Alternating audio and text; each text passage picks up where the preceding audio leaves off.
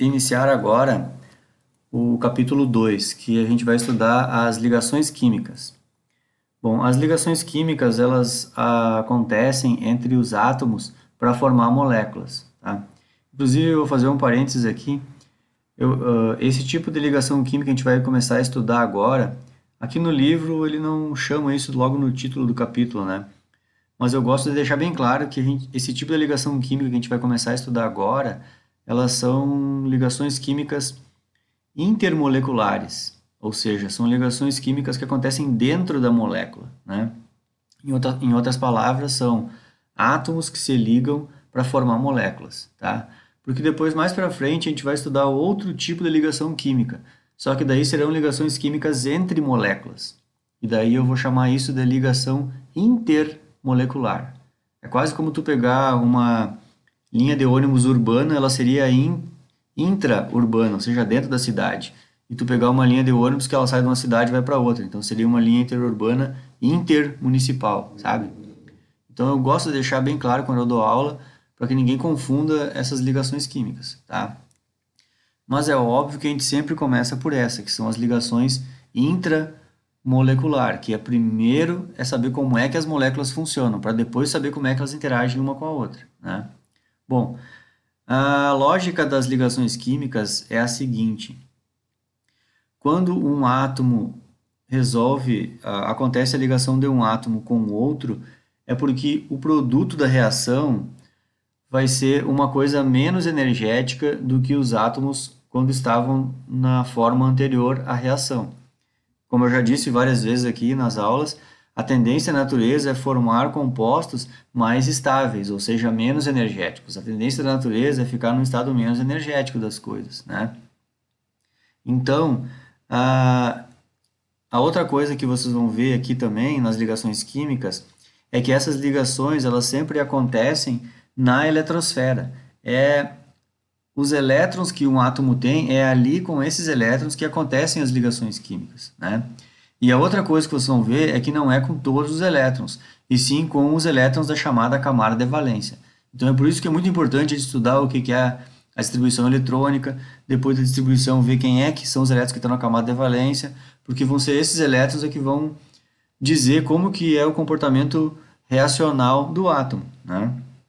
Bom, a outra coisa que também eu vou antecipar aqui é que é o seguinte, aqui pegando o meu aplicativozinho da tabela periódica, o que eu quero dizer para vocês é que na tabela periódica, os gases nobres, que são esses aqui, né, eles são muito inertes, ou seja, muito pouco reativos. A gente tem uma ou outra formação de reações químicas com os gases nobres, mas eles são muito pouco reativos, tá?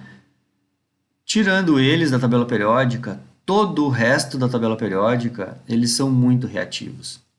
Lembrando que os átomos, como estão escritos na tabela periódica, todos eles estão escritos aqui na forma neutra. Então, se a gente pensar, por exemplo, sei lá, o boro, ele tem número atômico 5, é porque esse boro da tabela periódica ele está com 5 elétrons, e assim por diante. Todos os átomos, quando escritos na tabela periódica, eles estão escritos na sua forma neutra.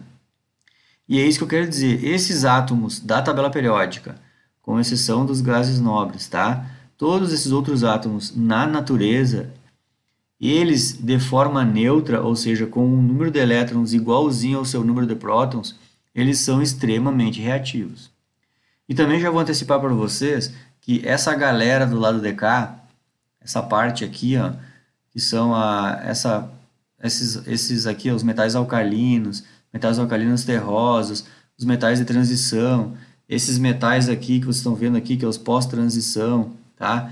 Até aqui, ó, todos esses que eu mostrei para vocês aqui, ó, alcalino terroso, metal de transição, metais de pós-transição, e também aqui os lantanoides, actinoides, aqui já são elementos radioativos, né? Mas todos esses têm uma tendência de sempre perder elétrons, tá? Aqui, nos semimetais, a gente já vai começar a ver que alguns deles, por exemplo, o boro e o silício, já tem uma tendência em compartilhar elétrons. E já esses outros aqui, ó, já têm a tendência de perder elétrons. Por isso que eles são semimetais. Uns deles são mais parecidos com não metais e uns deles são mais parecidos com metais. Então, de modo geral, metais têm tendência a perder elétrons, tá? E depois vocês vão ver que esses aqui, ó, os... Nossa, deixa eu catar aqui os verdinhos. Aqui, ó, os não metais e os, ó, não metais e esses aqui, os halogênios. Não vou selecionar aqui, vou deixar aqui, ó, os verdinhos aqui na tabela periódica e os azuisinhos aqui. Esses aqui têm uma tendência enorme em ganhar elétrons, tá? Então, como já deu para perceber que a maioria dos elementos químicos tem, a maioria da tabela periódica tem tendência a perder elétrons, e essa parte do canto aqui tem tendência de ganhar elétrons, vai existir um tipo de, existe, aliás, um tipo de ligação química que é quando a gente junta elementos químicos, acho que vou ficar na tabela periódica aqui, quando a gente junta elementos químicos daqui que querem perder elétrons com elementos químicos daqui que querem ganhar elétrons, vai acontecer que esses elementos químicos vão perder elétrons e vão ficar como um cátion, e esses elementos químicos vão ganhar elétrons e vão se transformar num ânion. E acontece que um cátion tem carga positiva e um ânion tem carga negativa. A atração eletrostática entre esses íons vai formar um tipo de ligação química, que é a ligação iônica, certo?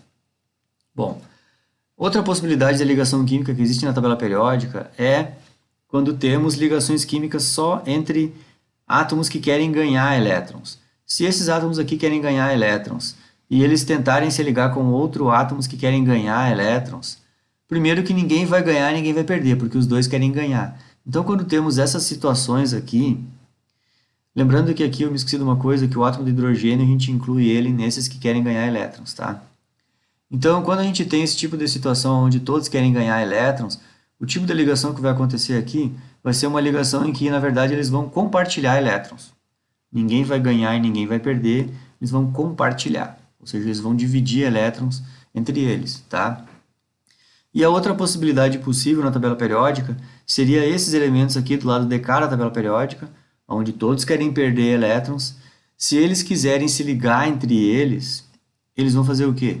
Todos querem perder elétrons. Então, esse tipo de ligação entre elementos químicos que só querem perder elétrons, a gente chama de ligações metálicas, tá? Essas ligações metálicas aqui são aquela situação que eu já expliquei antes já, que são elementos químicos que todos querem perder, na verdade é como se eles já tivessem todos como cátions, né? Perderam elétrons, só que eles perderam, mas não entregaram para ninguém. É diferente de uma ligação iônica onde um elemento químico perde elétrons e entrega o elétron para um que quer ganhar. Aí sim, ele virou um cátion definitivo e o outro virou um ânion. E aí acontece a atração eletrostática e a gente tem ligação iônica. Mas não, quando um perde elétrons e o outro perde elétrons, ninguém ganha esses elétrons. Então os elétrons estão ali no meio deles. E então é isso que é a ligação metálica, que é a chamada ligação entre elementos químicos, sendo que ali fica existindo o chamado mar de elétrons, né? Que é um monte de elétron que ninguém pega, tá? Então, nesse vídeo aqui já dá para a gente pegar a introdução das ligações químicas, né? Que são, então, 3 tipos de ligações. Ligações entre quem quer perder e quem quer ganhar, que forma a ligação iônica. Ligação entre átomos que só querem ganhar elétrons, que é a ligação de compartilhamento de elétrons, que a gente chama isso de ligação covalente. E depois a ligação entre os átomos que só querem perder elétrons, que são as ligações metálicas, certo?